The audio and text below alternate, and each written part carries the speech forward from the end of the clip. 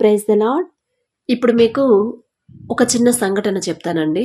అంటే టైటిల్ పెట్టాను కదా, అసలు నిజంగా వాక్యం అనుసరించి నడుచుకోవడం ఎలా ఉండిద్ది అనేది. అయితే మనం యోబు గ్రంథంలో మనం చూసినట్టయితే యోబు గారు ఎంత నీతిమంతుడుగా ఉన్నాడు, ఎంత భయము భక్తితో ఉన్నాడో దేవుని ఎడల మనందరికీ తెలుసు కదా.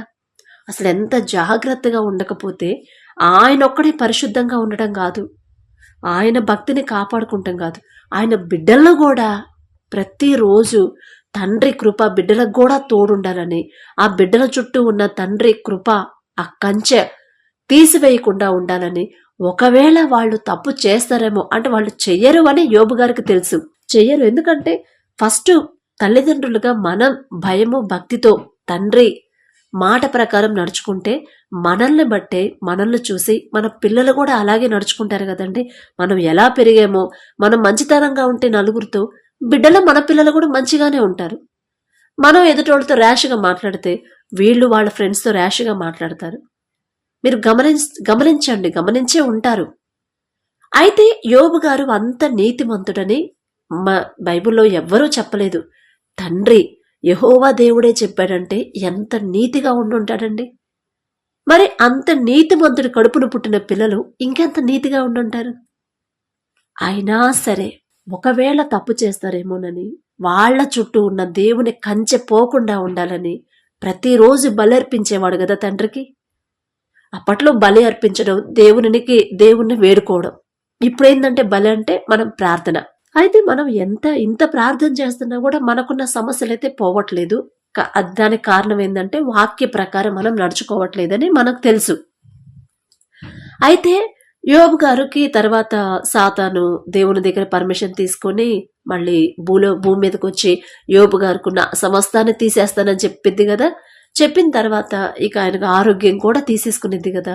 ఆ టైంలో స్నేహితులు వచ్చి నువ్వేదో తప్పు చేస్తుంటావు, నువ్వేదో దేవునికి వ్యతిరేకంగా చేస్తుంటావు, పైకైతే ఓ భక్తి పరులాగే కనపడుతున్నావు కానీ నువ్వేదో చేస్తుంటావు, నీకు ఏదో ఇక అట్లా ఇష్టం వచ్చినట్టు మాట్లాడతారు, బాధ పెట్టినట్టు. ఆఖరికి భార్య కూడా, అసలు మాట ఎప్పటికీ ఆయన ఎదురు నోరెత్తన భార్య కూడా ఆయన ముందు మాట్లాడి ఉండుండదు. అంటే పెద్దగా ఆయన పెత్తనం చేసినట్టు, కోప్పడినట్టు ఎప్పుడు వాళ్ళ వివాహ జీవితంలో ఎప్పుడు ఒక మాట కూడా మాట్లాడి ఉండదు.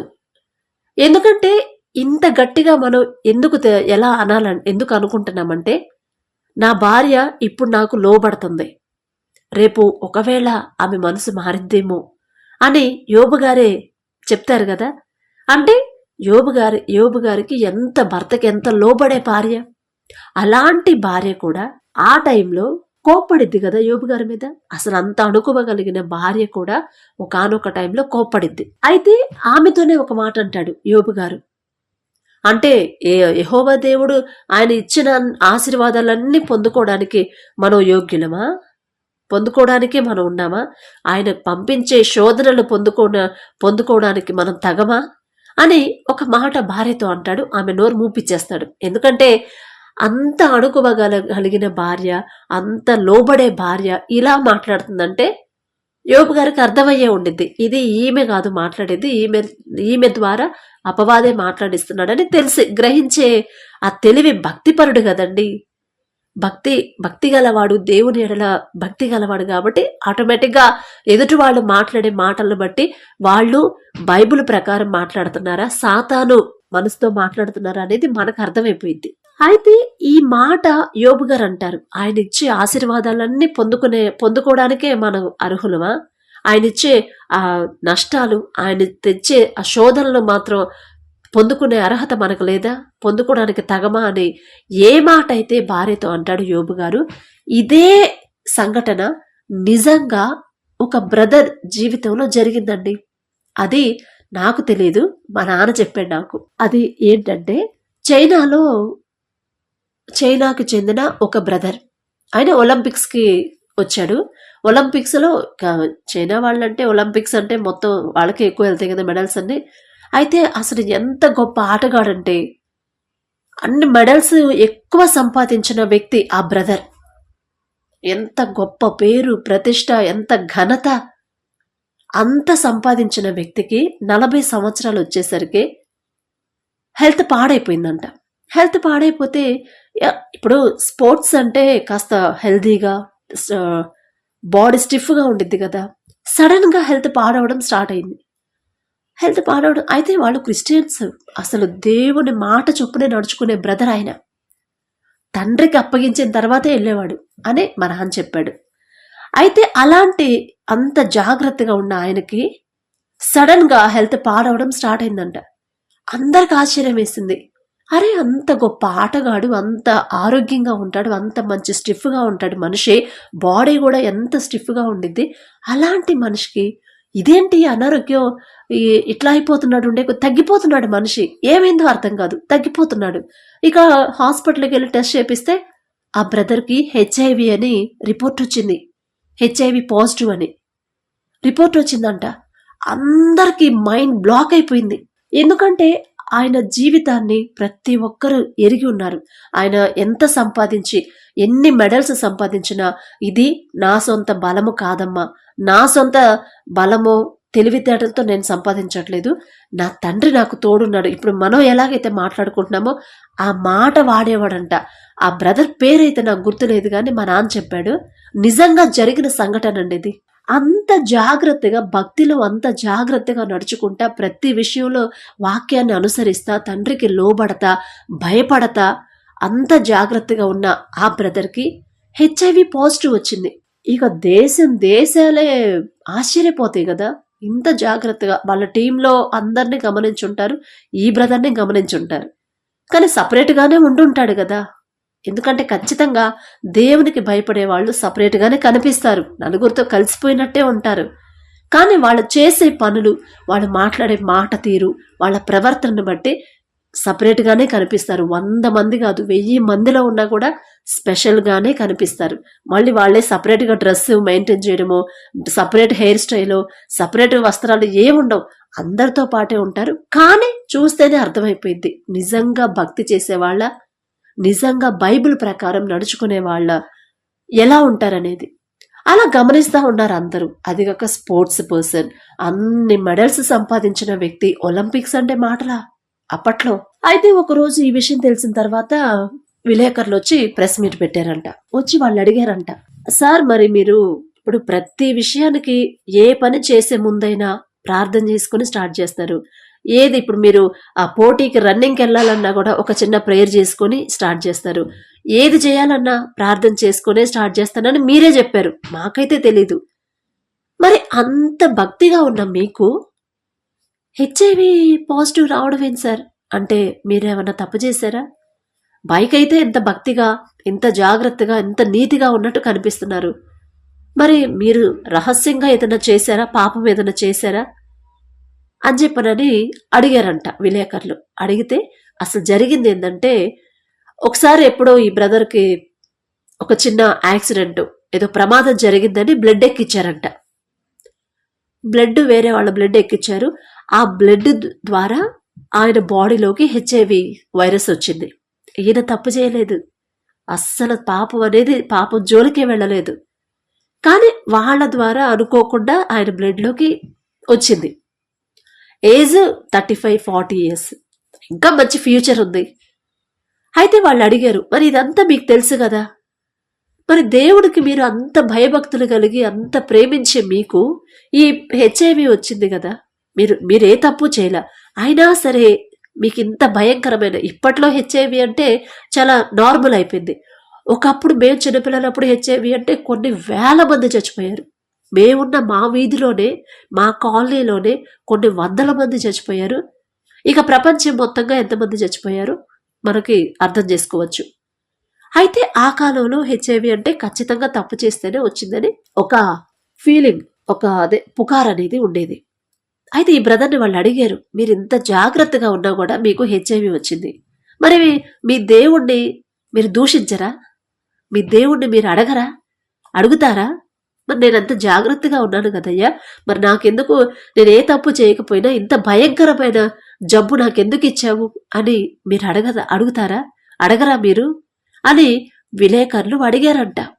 అప్పుడు ఆ బ్రదరు ఒక్కటే సమాధానం, బైబిల్లో యోబు గారు ఏ మాట అయితే మాట్లాడాడో అదే మాట ఈ బ్రదర్ కూడా మాట్లాడాడంట, చెప్పాడంట. అమ్మా మీరు అన్నదే మంచిదే, బాగానే ఉంది. నేను నేను ఒక మంచి ప్లేయర్ అవ్వాలి, ఒక మంచి స్పోర్ట్స్ పర్సన్ అవ్వాలి, నేను కొన్ని వందల మెడల్స్ నేను సంపాదించాలి, అందరిలో నేనే హై పొజిషన్లో ఉండాలని నేను ఎప్పుడూ అడగలేదు. అడగకుండానే తండ్రి నాకు ఇవన్నీ ఇచ్చాడు.